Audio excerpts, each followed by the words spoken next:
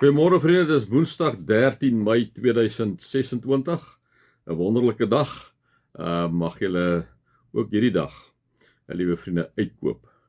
Mag dit ook 'n dag wees wat jy vir die Here vra, Here, wat kan ek hierdie dag vir U doen by my werk, in my huwelik, daar waar ek met mense omgang het. Kom ons vra dit van Here, vriende, en dan nooi ek julle uit na môreoggend se hemelvaartsdiens toe, 8:00 die oggend by ons in die kerk.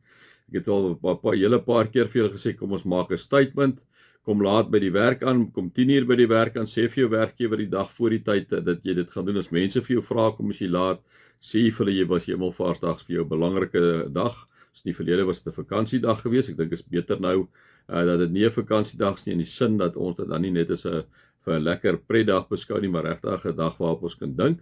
So kom vriende, kom maak 'n statement, kom 'n bietjie vroeër. Ek weet die verkeer is hektiek. Ons sit 'n bietjie rustig in die kerk, so min tyd dat ons 'n bietjie met rustigheid kan omgaan in hierdie wêreld. Kom ons sit 'n bietjie rustig in die kerk en kom raak bewus van die Here se nabyheid op 'n wonderlike manier. Kom ons maak dit die oë toe.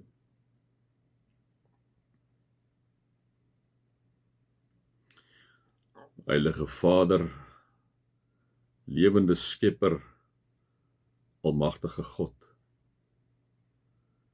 Dankie dat ons U mag aanbid as swakke, sondige, verloste, sondige mense.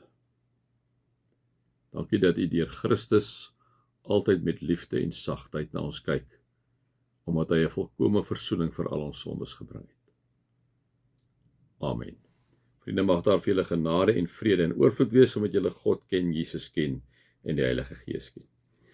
Vriende, nou gaan ons aan hierso, maar hierdie gedeelte is vir my baie mooi en ek gaan hom net vir julle lees, want Paulus is my kostelik eintlik in hierdie klein briefie aan Filemon. Ons het al vir mekaar gesê, Filemon is hierdie ryk Christen, vriende, heel moontlik wat in Kolosse bly, welgestelde Christen, en wat baie keer in sy huis by mekaar gekom het, ons vir mekaar gesê, Filemon, Onesimus, sy slaaf het weggevlug van hom af, en hy het op die ou en het hy vir Paulus ontmoet in die tronk, en Paulus stuur hom terug na Filemon toe met hierdie brief wat hy moet lees, en ek vra eintlik vir Filemon om hom te ontvang, en kom ons lees nou verder. Nou kom sê hy hierso, ons het 'n bietjie stil gestaan waar Paulus gesê het, elke keer as ek bid, dink ek aan jou en dank ek my God, omdat ek hoor van die liefde en trou wat jy aan die Here Jesus en al die gelowiges bewys het.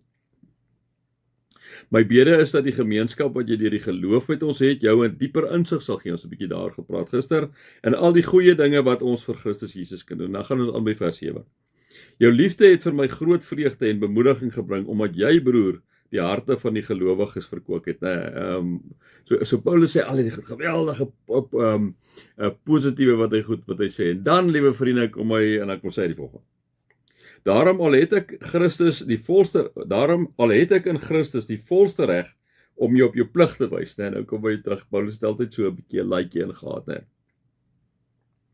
Daarom al het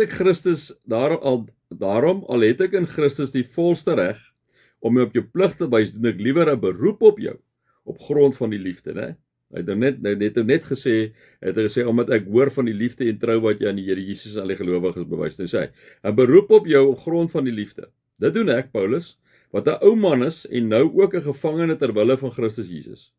Ek doen 'n beroep op jou, Filemon, in belang van my kind Onesimus wat nou 'n slaaf weggevlug het, Hier in die gevangenis het ek sy geestelike vader geword. Voorheen was hy vir my nie bruikbaar, vir jou bruikbaar nie, maar nou is hy baie bruikbaar, sowel as vir jou as vir my, skryf Paulus in die briefie aan Filemon.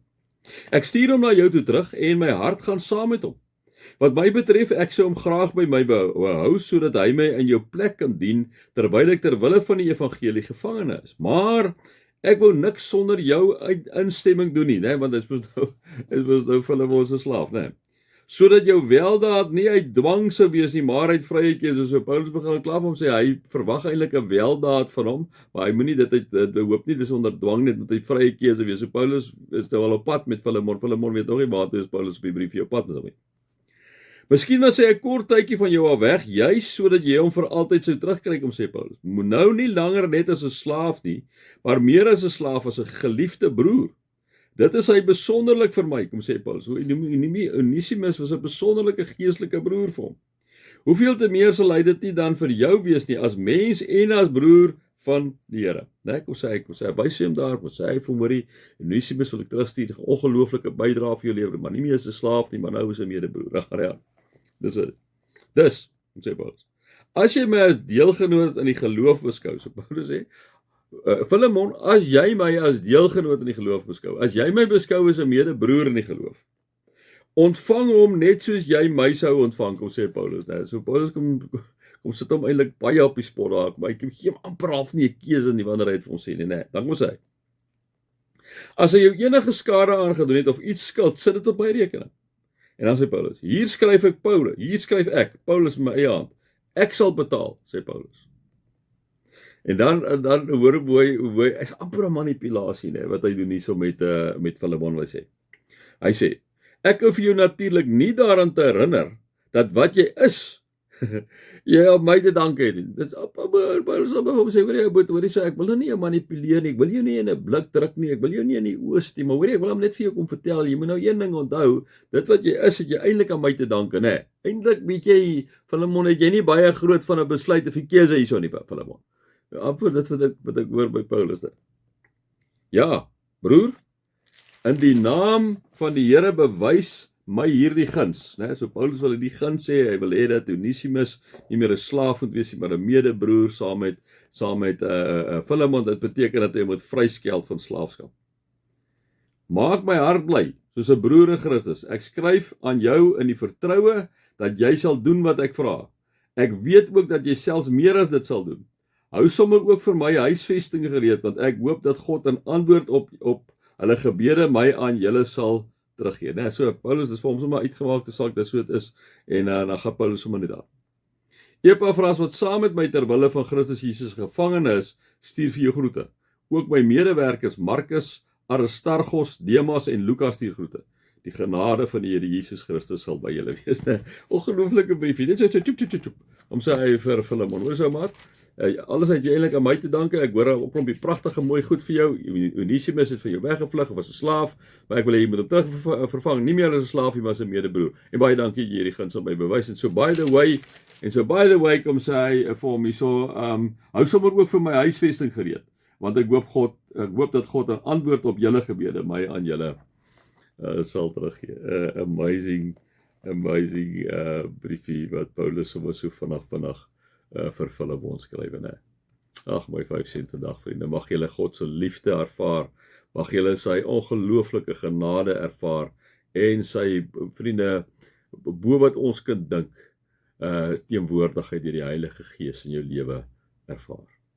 Amen.